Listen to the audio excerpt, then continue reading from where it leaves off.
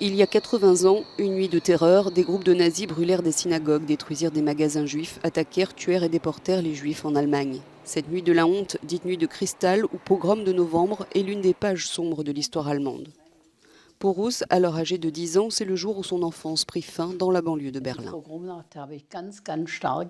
Je me souviens très bien de la nuit du pogrom parce que j'ai fait l'expérience du mal absolu. J'allais à l'école d'Auguststrasse dans la ville de Berlin, peu importe, on se rendait en ville. Ce n'est qu'à Wittenau qu'on a vu les premières vitres brisées et beaucoup de débris sur les côtés de la route.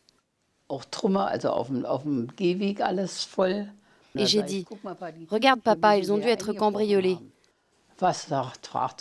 Mon grand-père a demandé, les vitres sont-elles toutes brisées? Non, juste quelques-unes, mais ce n'est pas un cambriolage. C'est quelque chose d'autre, a dit mon père. Et puis ensuite, dans Gartenstrasse, on a vu un homme juif emmené par deux SA. Ils lui ont peint une étoile de David blanche dans le dos et ils l'ont battu.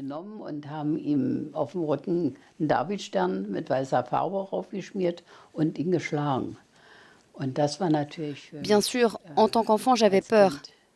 Mais je me disais que nous étions en voiture, qu'ils ne pouvaient pas voir que nous étions juifs. Et puis mon père était à côté de moi. Donc je n'avais pas peur avec mon père avec moi.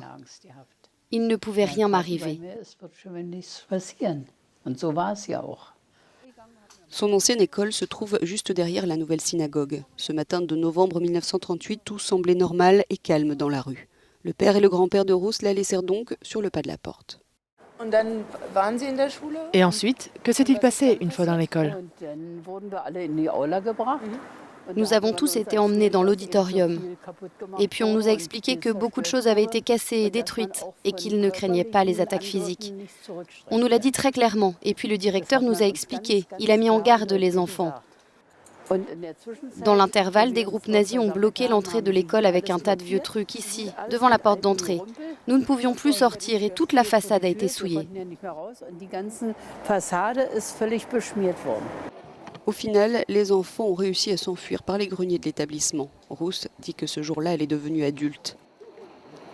Pendant la guerre, elle a trouvé refuge dans un abri de jardin. Elle vivait dans la peur de la Gestapo et des bombes. De toute sa famille, seule Ruth et une cousine ont survécu à la guerre. Aujourd'hui, elle est inquiète. Oui, je suis inquiète. Je n'ai pas peur, mais je m'inquiète de voir trop de gens se tourner de nouveau vers l'extrême droite, sans réfléchir, parce que l'humanité a tout simplement perdu la capacité de penser. La plupart des gens portent seulement leur tête, mais ne l'utilisent pas pour penser.